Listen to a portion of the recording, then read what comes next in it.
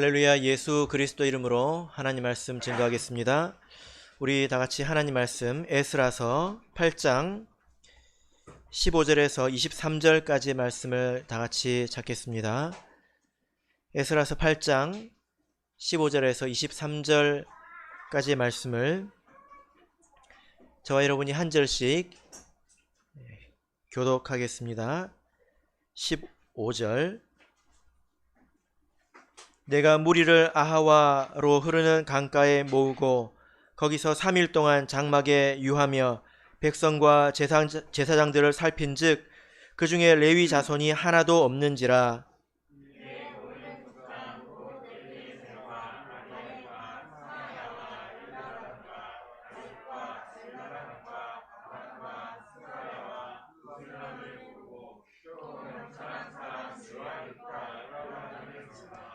가시비아 지방으로 보내어 그곳 족장 이또에게 나아가게 하고 이또와 그 형제 곧 가시비아 지방에 거한 느디님 사람들에게 할 말을 일러주고 우리 하나님의 전을 위하여 수종 들 자를 데리고 오라 하였더니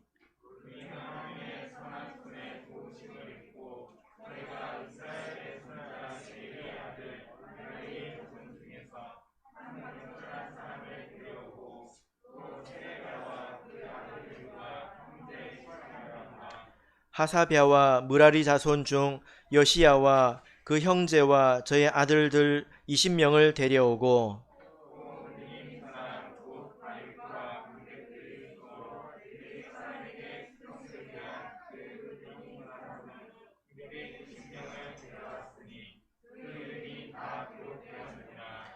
때에 내가 아하와 강가에서 금식을 선포하고 우리 하나님 앞에서 스스로 겸비하여 우리와 우리의 어린 것과 모든 소유를 위하여 평탄한 길을 그에게 간구하였으니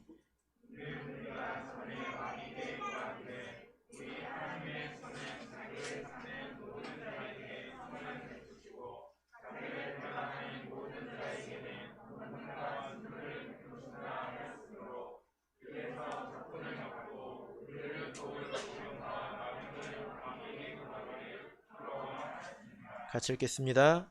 그러므로 우리가 이를 위하여 금식하며 우리 하나님께 간구하였더니 그 응낙하심을 입었느니라.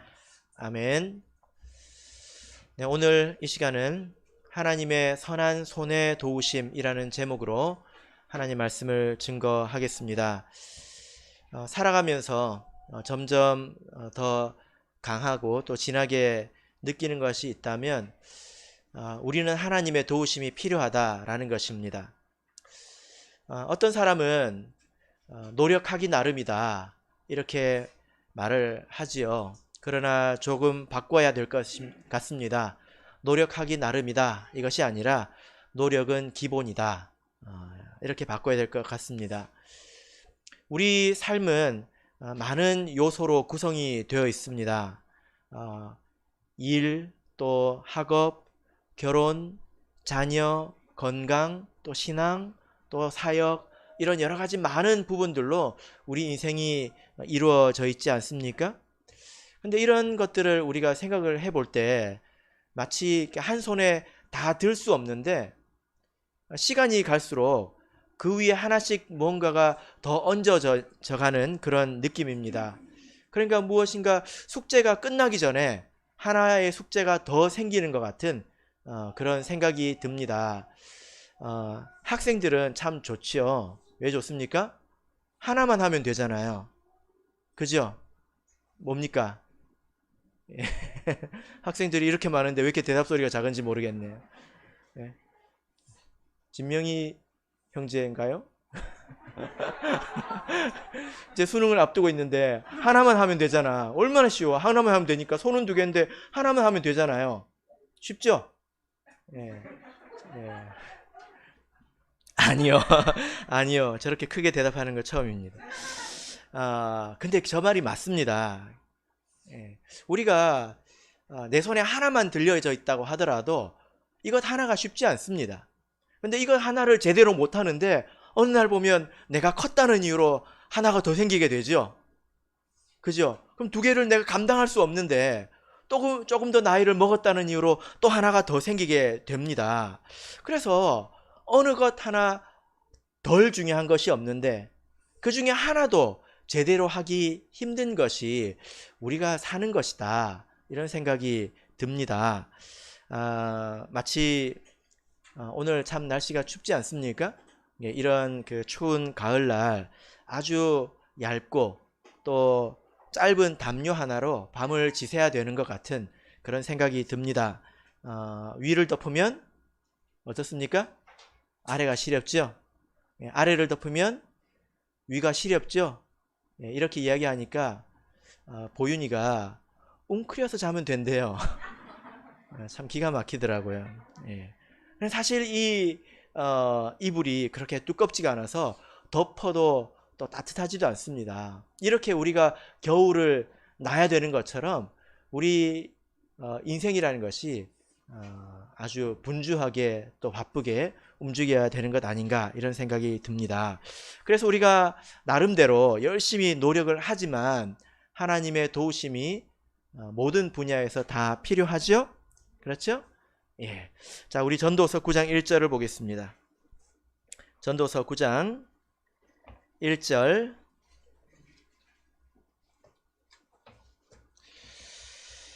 하나님 믿는 사람들은 노력하기 나름이다. 이런 말을 하면 안 됩니다. 왜냐하면 성경이 그렇게 말씀을 하지 않거든요. 자, 전도서 9장 1절 같이 읽겠습니다. 시작. 내가 마음을 다하여 이 모든 일을 궁구하며 살펴본즉 의인과 지혜자나 그들의 행하는 일이나 다 하나님의 손에 있으니 사랑을 받을는지 미움을 받을는지 사람이 알지 못하는 것은 모두 그 미래임이니라. 예. 자, 여기 보면 전도자가 마음을 다해서 이 인생을 생각해 보니까 사람의 행하는 그 모든 일들이 다 하나님의 손 아래에 있다는 것입니다.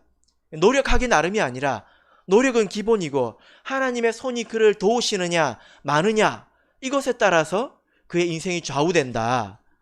이것이 성경의 진리이죠. 성경을 보면 우리가 야곱이라는 사람을 이렇게 만나는데요. 야곱은 참 대단한 사람입니다. 얼마나 대단한 사람이냐면 팥죽 한 그릇으로 장자권을 산 사람이지 않습니까? 그러니까 이 사람은 그만큼 수완이 좋다는 거예요. 팥죽 한 그릇으로 정말 최대의 기회를 활용해서 이것으로 장자권을 사버렸습니다. 제가 어떤 형제를 만났는데요. 그 형제가 아주 어렸을 때부터 장사를 해가지고 그 세계에서 잔뼈가 굵었습니다. 그러니까 저한테 뭐라고 이야기를 하시냐면 나는 나한테 무엇을 주더라도 나는 다 팔 수 있다. 그런 이야기를 하시더라고요. 예, 이걸 주면 이걸 가서 팔아오겠다는 거예요.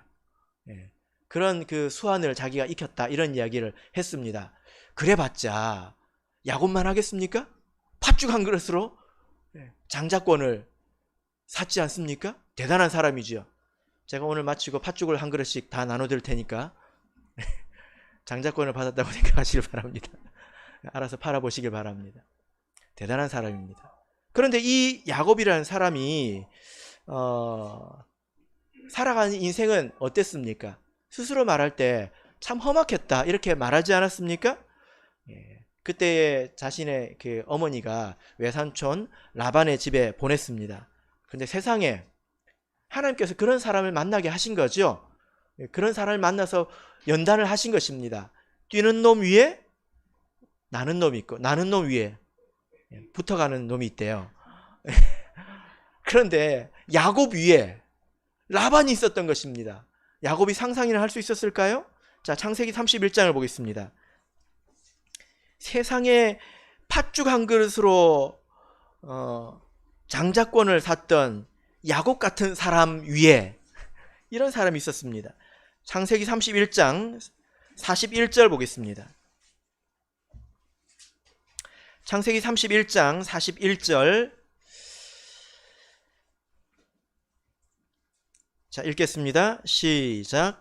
내가 외삼촌의 집에 거한 이 20년에 외삼촌의 두 딸을 위하여 14년, 외삼촌의 양떼를 위하여 6년을 외삼촌을 봉사하였거니와 외삼촌께서 내 품값을 10번이나 변역하셨으니. 예, 지금 이 야곱이 꼼짝 못하고 사기를 당한 이야기를 하고 있습니다. 눈 뜨고 코가 베어졌다는 것입니다. 왜 이렇게 됐습니까? 하나님께서 그런 사람을 만나게 하셨기 때문이죠.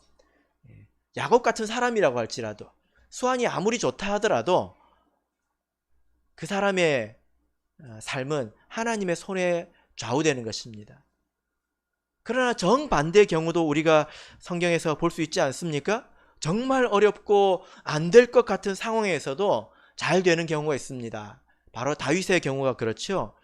사울이라는 왕이 그 나라에서 절대 권력자가 작심하고 그를 죽이려고 했습니다. 그러나 하나님께서 그를 지켜주시니까 도리어 그가 왕이 되지 않았습니까? 그래서 노력하기 나름 아닙니다. 노력은 기본이고 하나님의 선한 손의 도우심이 사람에게 있어야 된다라는 것입니다. 그래서 이것을 사모하고 살아가시길 바랍니다. 우리가 원만하고 몸도 건강하고 또 모든 일이 잘 풀려갈 때는 다 내 힘으로 잘 되는 것 같지만 어려운 일을 하나만 탁 만나서 탁 부딪혀도 눈물이 나죠. 그죠? 예. 그래서 내가 참 약하구나. 내가 정말 약하구나. 이것을 뼈가 저리도록 느끼게 되고 하나님을 의지하지 않습니까? 그러나 우리는 하나님 말씀을 통해서 내 인생은 하나님의 손 아래 있다라는 것을 우리가 받아들여야 될 것입니다. 자, 오늘 우리가 에스라 8장 이 말씀을 읽었는데요. 이 말씀은 이스라엘 백성이 하나님의 선한 손에 도우심을 입었던 이야기입니다. 여기서 8장을 보면 하나님의 손이라는 표현이 3번이나 나옵니다. 18절에 나오죠. 하나님의 선한 손에 도우심을 입고, 또 22절 보면 하나님의 손은, 또 오늘 읽지는 않았지만 31절을 보시면 우리 하나님의 손이 우리를 도우사, 이렇게 말씀을 하고 있습니다. 그래서 오늘 제목을 이렇게 정할 수밖에 없었습니다. 하나님의 선한 손의 도우심, 이렇게 정할 수밖에 없었습니다. 자, 그러면 우리도 이렇게 하나님의 이 손의 도우심을 입고 살아야 될 텐데, 또 우리가 이 이스라엘 백성처럼 이 하나님의 도우심을 간증하는 날이 또 와야 될 터인데, 이스라엘 백성은 어떻게 하나님의 도우심을 입었을까요? 보니까 모든 사람이 하나님의 손의 도우심을 받는 건 아니지 않습니까? 성경을 찾아서 하나님의 손이라는 표현을 보면요, 하나님의 손은 쓰다듬기만 하는 손이 아니에요. 이렇게 숨겨주시기만 하는 손이 아니라 때리기도 하는 손입니다. 그래서 애굽에 10가지 재앙을 내릴 때도 하나님의 손과 편팔로 그들을 벌 주셨다. 성경은 이렇게 말씀하고 있습니다. 여러분, 하나님의 손이 딱 나에게 나타나서 나를 쓰다듬어 주실까요? 아니면 딱 나타나가지고 떼찌 이렇게 해주실까요? 우리가 살기 나름이고 하기 나름인데요, 오늘 이 이스라엘 백성을 통해서 같이 한번 배워보겠습니다. 자, 본문의 내용으로 돌아가서 에스라 8장 15절에서 20절, 조금 길지만 다시 한번 읽어보겠습니다. 시작. 내가 무리를 아하와로 흐르는 강가에 모으고 거기서 3일 동안 장막에 유하며 백성과 제사장들을 살핀즉 그 중에 레위 자손이 하나도 없는지라.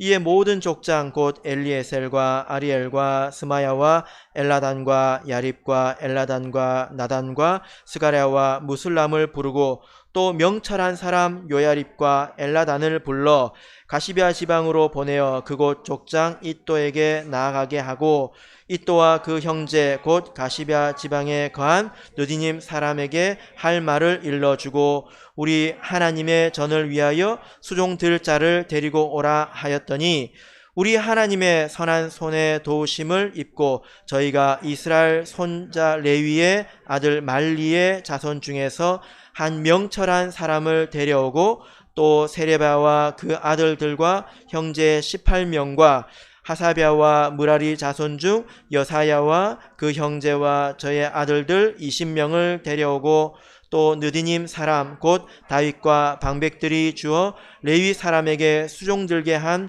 그 느디님 사람 중 220명을 데려왔으니 그 이름이 다 기록되었느니라. 예. 자, 여러분, 가장 중요한 것은 지금 이스라엘 백성이 하고 있는 일이 무엇인가, 이 내용입니다.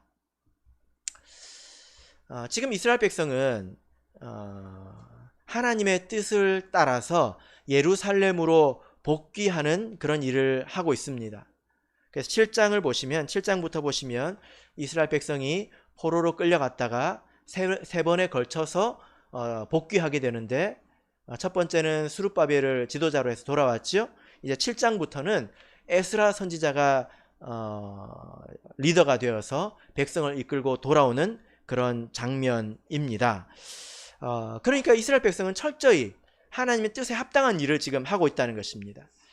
여러분, 우리가 하나님의 선한 손에 도우심을 입으려면 기본적으로 내가 바르게 살아야 한다는 것입니다. 또 바른 일을 해야 된다는 것입니다. 하나님께서 우리를 사랑하시고 우리를 도우시지만 하나님이 우리의 도구는 아닙니다. 여러분, 집에 칼이 있죠? 굉장히 유용하지 않습니까? 그래서 내가 이것을 쓰고 싶으면 좋은 일이든지 나쁜 일이든지 어디에도 쓸 수 있습니다. 그러니까 하나님은 그렇게 유용한 도구가 아니라는 거예요. 도깨비 방망이가 아니라는 것입니다. 하나님께서는 기본적으로 우리가 바른 삶을 살고 또 바른 일을 위하여 하나님께 구할 때 도움을 주시는 것입니다. 잠언 10장 9절을 보겠습니다. 잠언 10장 9절입니다.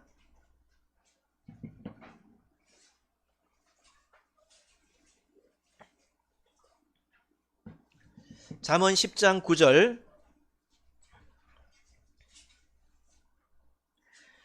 자, 읽겠습니다. 시작. 바른 길로 행하는 자는 걸음이 평안하려니와 굽은 길로 행하는 자는 드러나리라. 예. 바른 길로 행하는 자는 걸음이 평안할 것이다. 하나님께서 그를 도우신다는 거지요. 그러나 많은 사람들이 자기가 바른 길을 걷는지 혹은 바르지 않은 길을 걷는지 이것에 대해서 생각하지 않고 도리어 책임을 하나님께로 돌리는 경우가 많습니다. 무슨 말일까요?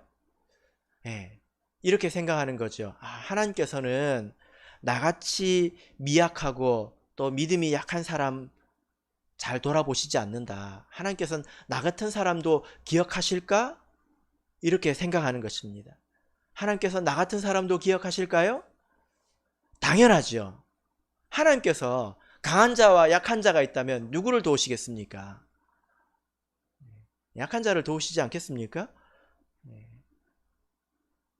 그렇게 하나님께서는 마치 약한 자는 돌아보지 않는 분인 것처럼 유력하고 좀 무언가 많이 하는 사람들만 사랑하시는 것처럼 그렇게 여기는 것은 하나님 보고 손가락질을 하는 것입니다.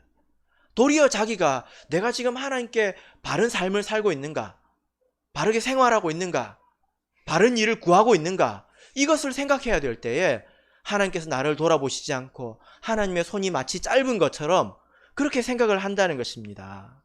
성경은 분명히 말씀하고 있습니다. 바른 길로 행하는 자는 걸음이 평안할 것이다.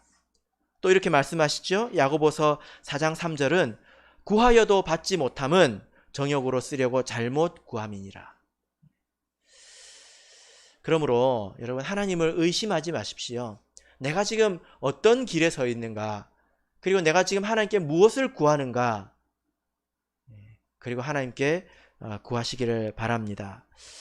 그러면 여러분, 지금 우리는 바른 길을 걷고 있습니까? 어떻게 생각하십니까? 잠언 12장을 보실까요? 잠언 12장 15절을 보겠습니다. 우리가 이 말씀을 가지고 항상 두려움으로 자기를 돌아봐야 합니다. 잠언 12장 15절 같이 읽겠습니다. 시작. 미련한 자는 자기 행위를 바른 줄로 여기나 지혜로운 자는 권고를 듣느니라. 예. 자, 여러분 여기 보십시오. 미련한 자는 자기 행위를 어떻게 여긴다고 하고 있습니까? 바르다고 여기고 있지 않습니까? 여러분들은 지금 내가 지금 하는 길이 바르다고 여기고 있죠? 그러면 혹시 우리가 이 잠언 12장 15절에 있는 미련한 자는 아닐까요? 이렇게 우리가 두려운 마음을 가지고 자기를 돌아봐야 합니다. 철석같이 내가 하는 게 뭐가 잘못이야? 아무 문제 없는데? 그렇게 자기 자신을 믿지 말라는 것입니다. 그래서 우리가 하나님 말씀을 잘 들어야 돼요. 그리고 우리가 신도회 때나 또 사석에서 대화를 나누지 않습니까?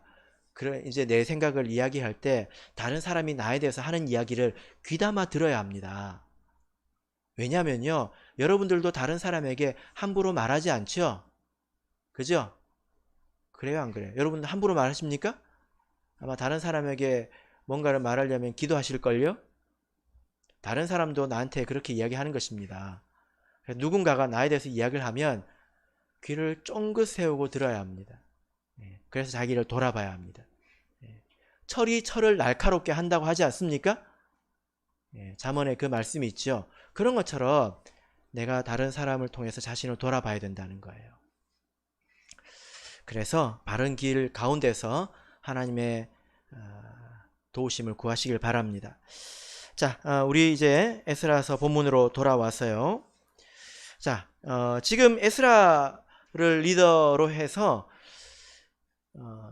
두 번째로 포로 복귀 여정을 하고 있는데 그 여정을 보면 다음과 같습니다. 자, 에스라서 7장 9절을 보시면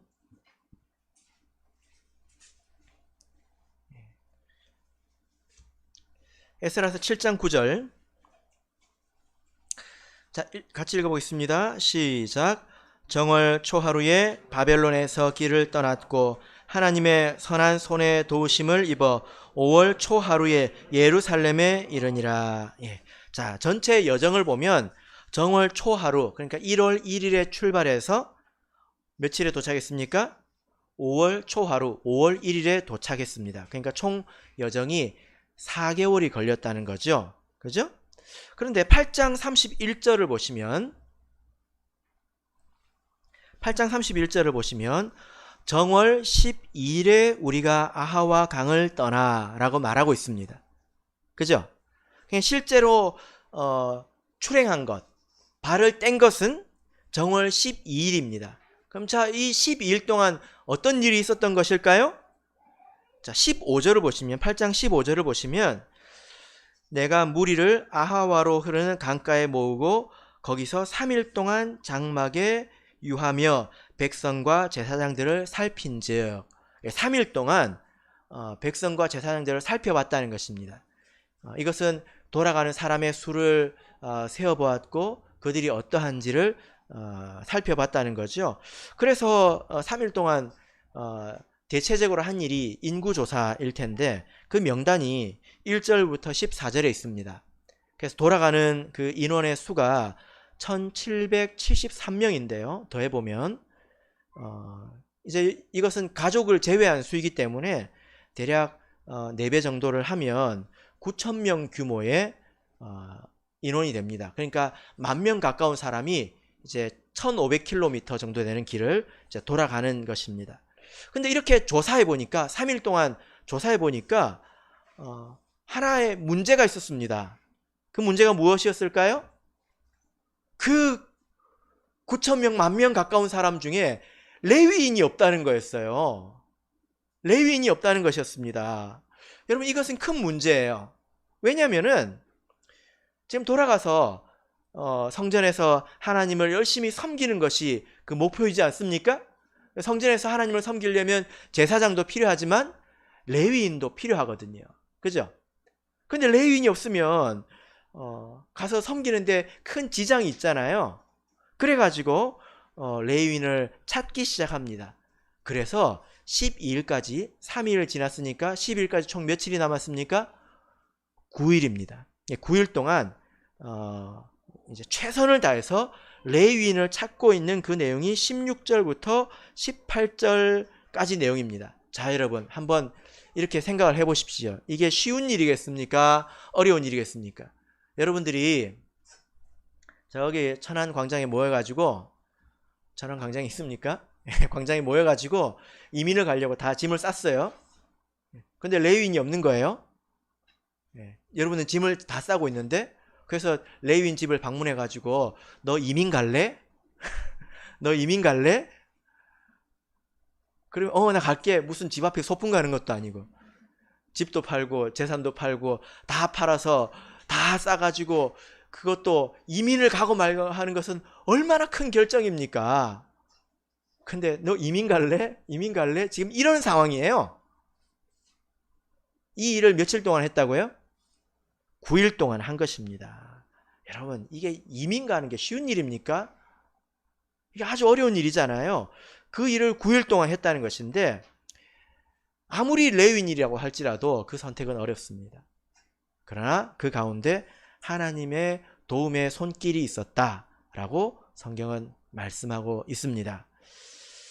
자, 여러분, 우리가 이 일을 통해서 우리가 무엇을 배울 수 있을까요?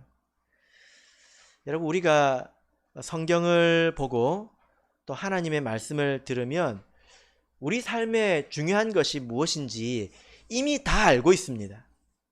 다 배울 수 있습니다. 살아가면서 중요한 것이 무엇인지, 그리고 이미 오래 사신 분들 있지 않습니까? 그런 걸 통해서 그것이 참인지 것인지 다 간증도 겸해서 듣지 않습니까? 네. 학업이 중요하죠. 일도 중요합니다. 결혼 중요하죠. 자녀 잘 기르는 것 중요하죠. 건강 중요하죠. 신앙도 중요하죠. 그리고 하나님을 섬기는 것도 다 중요하죠. 그죠? 네. 이런 것들이 사적인 것이라고 해서 하나님께 구할 때 민망하다고 생각할 필요가 없습니다.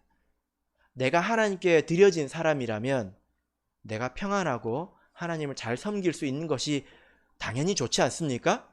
그러지 않나요? 예. 그러면 이런 것들을 생각하고 스스로 준비해야 합니다. 막연히 되는 게 아닙니다. 그래서 하나님의 백성들은 건강관리도 잘해야 합니다.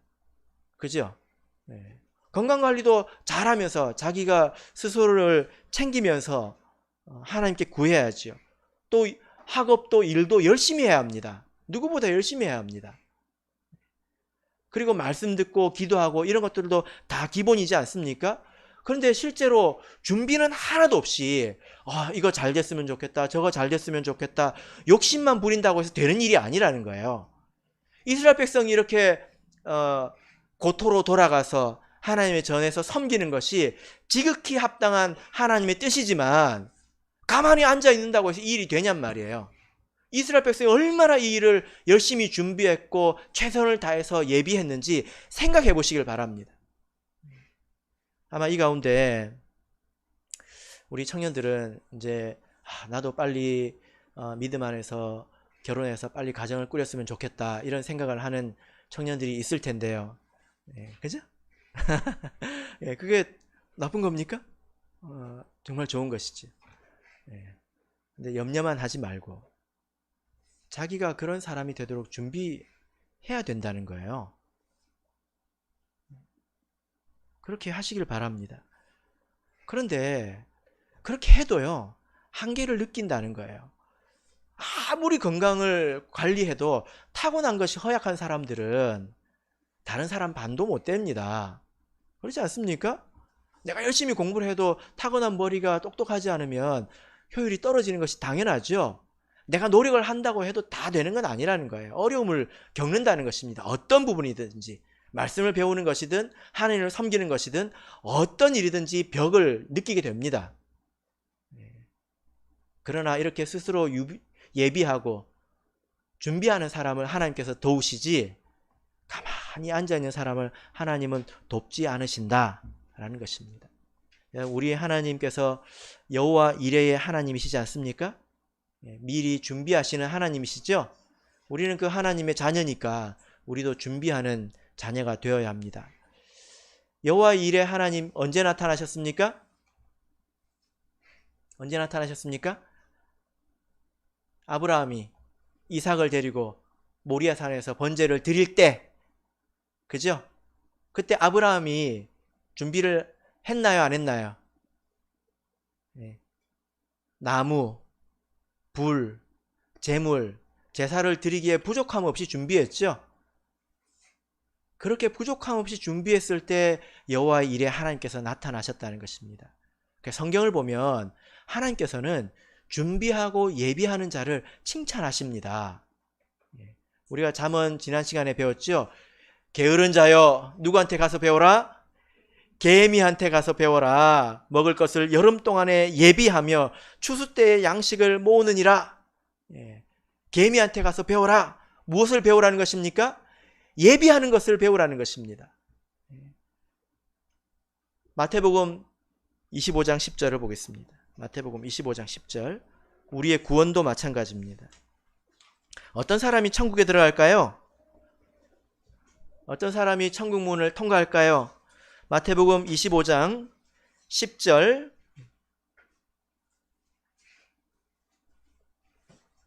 같이 읽겠습니다. 시작. 저희가 살아간 동안에 신랑이 오므로 예비하였던 자들은 함께 혼인잔치에 들어가고 문은 닫힌지라. 여기 보니까 어떤 사람들이 들어갔습니까? 예비하였던 자라고 말하고 있죠. 예비하였던 자. 그러므로 우리가 이런 내용을 우리 인생에 또 우리 교회 사역에, 지금 우리 천안교회는 교회 건축을 또 앞두고 있는데요.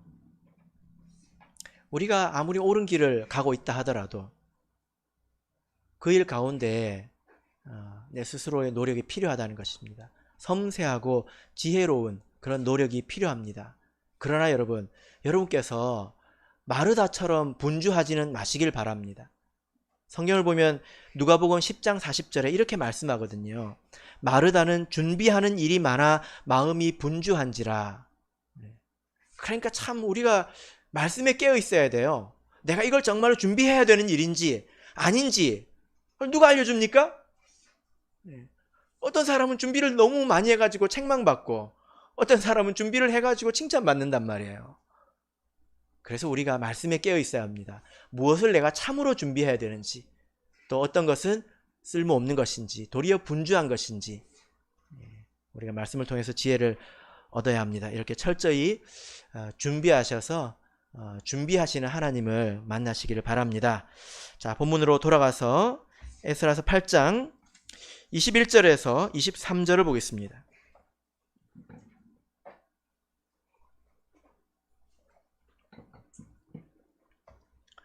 21절에서 23절 같이 읽겠습니다.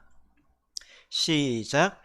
때에 내가 아하와 강 가에서 금식을 선포하고 우리 하나님 앞에서 스스로 겸비하여 우리와 우리 어린 것과 모든 소유를 위하여 평탄한 길을 그에게 간구하였으니 이는 우리가 전에 왕에게 고하기를 우리 하나님의 손은 자기를 찾는 모든 자에게 선을 베푸시고 자기를 배반하는 모든 자에게는 권능과 진노를 베푸신다 하였으므로 길에서 적군을 막고 우리를 도울 보병과 마병을 왕에게 구하기를 부끄러워하였음이라. 그러므로 우리가 이를 위하여 금식하며 우리 하나님께 간구하였더니 그 응낙하심을 입었느니라. 예. 자, 이제 두 번째 하나님의 도우심에 관한 이야기인데요. 첫 번째는 레위인을 얻은 것이죠. 두 번째는 이 내용입니다. 자, 여러분, 이스라엘 백성이 10,000명 가까운 사람이 1,500km 정도 되는 길을 가야 합니다. 근데 거기에 무슨 고속도로가 있는 것도 아니고 버스 타고 가는 것도 아니에요. 다 수레를 끌고 또 아이들 손을 잡고 걸어가야 합니다. 근데 거기에는 산적이 출몰합니다. 도적들이 있습니다. 그리고 24절부터 보시면 그 사람들이 많은 재물을 가지고 가거든요. 이스라엘 백성이 간다 하니까 왕들도 그들의 하나님께 드리라 하고 헌물을 했습니다. 그 주변의 방백들도 다 허물했습니다. 그리고 따라가지는 못하지만 그곳에 있던 이스라엘 백성들이 그들에게 허물했습니다. 그래서 그들이 가져가는 재물이 양이 어마어마합니다. 여러분, 이렇게 10,000명이나 되는 인원이 이 많은 재물을 가지고 그 먼 길을 가면 그 소문이 쫙 하고 나지 않겠습니까? 그럼 어떤 일이 생길까요? 네. 반드시 도적대를 만날 것입니다. 이것은 예상하는 것이 아니라 이것은 당연한 것입니다. 만난다고 봐야 합니다. 예.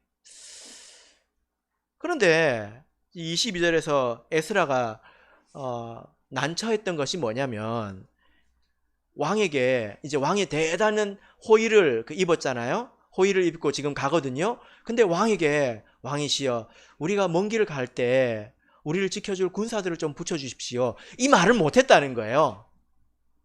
왜 못했을까요? 지금 에스라가 우리 하나님은 참 하나님이시다. 그리고 복을 주시기도 하고 벌을 주시기도 하는 하나님이시다. 왕이 그러냐 에스라 말이라면 뭐든지 다 믿었거든요. 그러냐 하고 에스라한테 그 하나님께 바치라고 제물도 줬고요. 자기를 위해서 가서 기도해달라고 기도 부탁까지 했습니다. 그런데 왕이시여 근데 우리를 좀 지켜주십시오. 이렇게 이야기를 하면 아니 너도 못 지켜주는 하나님을 내가 왜 보내주냐 가지 마라 할 것 아닙니까? 상황이 이해되십니까? 이렇게 왕에게 도움을 구하면 가지 마라고 할까봐 못 가게 할까봐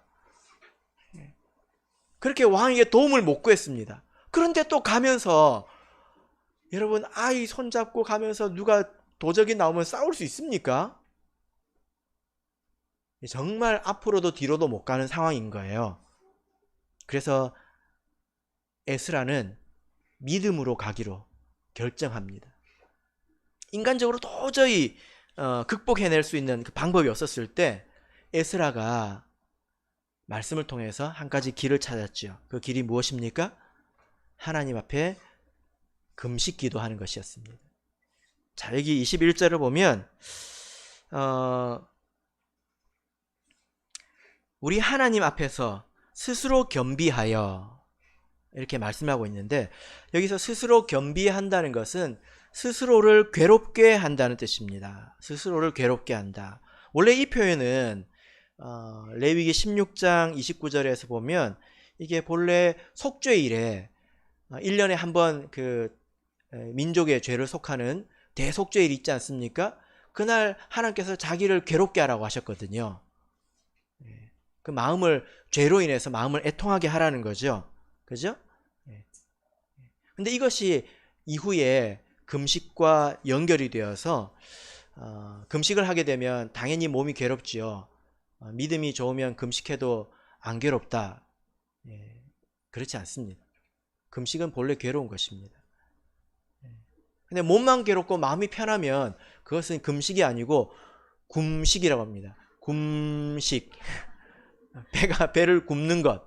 굼식이라고 합니다. 하루에 한 끼를 금식하는 게 아니라 하루에 2끼를 먹는 거예요, 그거는. 금식은 마음을 괴롭게 하는 거죠.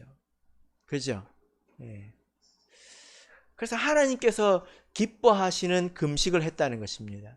이렇게 앞으로도 뒤로도 갈 수 없는데 이때 에스라는 여기서 길을 찾습니다. 이사야서 58장을 보겠습니다. 이사야서 58장 5절 6절 보겠습니다.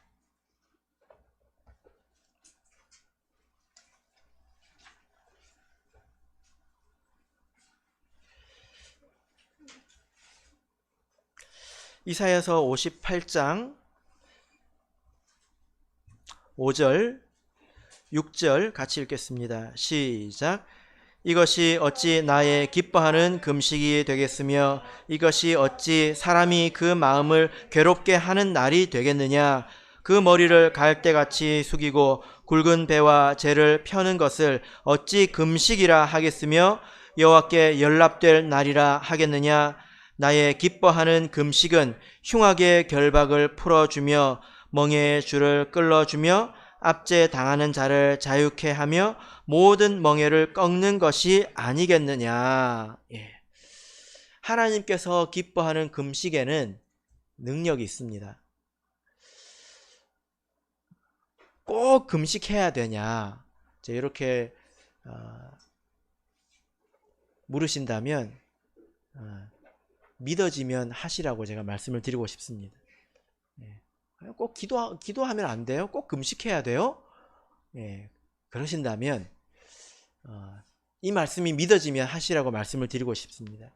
성경에 기록이 있고 그리고 많은 성도들의 간증이 있지 않습니까? 그래서 우리가 성경을 펴서 언제 누가 금식 기도를 했고 그들이 그때 무엇을 얻었는지 살펴보시길 바랍니다. 그래서 금식 기도라는 것이 이런 것이구나. 그리고 내 마음에 감동이 있을 때 금식 기도를 사용하시길 바랍니다. 성경을 보면 이스라엘 백성이 금식 기도를 통해서 전쟁에서 승리했습니다. 또 영적인 깨달음을 얻어서 성숙했고요. 그리고 당장 죽을 죄를 용서받기도 했습니다. 또 하나님의 말씀을 계시받기도 했고요. 에스더가 왕 앞에서 죽기를 각오하고 나아갔을 때 모든 민족이 3일간 금식하지 않았습니까? 그래서 모든 민족이 구원을 얻는 그런 은혜가 있었습니다. 예전에 금식 기도에 대해서 말씀을 전한 적이 있는데요. 이것은 하나님의 백성에게 아주 요긴한 도구입니다. 그래서 이 말씀을 다시 들어보시고 또 성경 가운데서 금식 기도가 무엇인지 찾아보시고 나에게 오늘 이와 같이 하나님의 특별한 은총과 능력이 필요하다면 또 성령을 통해서 우리가 그런 감동이 있다면 금식 기도를 통해서 하나님의 은혜를 구하시기를 바랍니다. 그리고 은혜를 받은 것이 있다면 겸손하게 간증하시고 너무 드러내지는 마시기를 바랍니다. 자, 이 금식 기도의 결과가 무엇이었을까요? 에스라서 8장 31절을 보시면요. 에스라서 8장 31절 같이 읽어보겠습니다. 시작. 정월 12일에 우리가 아하와 강을 떠나 예루살렘으로 갈새 우리 하나님의 손이 우리를 도우사 대적과 길에 매복한 자의 손에서 건지신지라. 아무 일이 없었던 것이 아니라 그런 사람들이 있었는데 그런 사람들의 손에서 건지셨다는 것입니다. 정말 그런 일이 있었고 하나님께서 건지셨다는 것입니다. 그래서 가져갔던 그 많은 재물들을 하나도 잃어버리지 않고 또 생명도 잃지 않고 다 지켜낼 수가 있었다라는 것입니다. 여러분, 우리가 이런 그 원리들을 개인의 삶 그리고 또 교회 사역을 위해서 우리가 사용할 수 있습니다. 우리가 지난번에 우리가 전 총회적으로 금식 기도를 하지 않았습니까?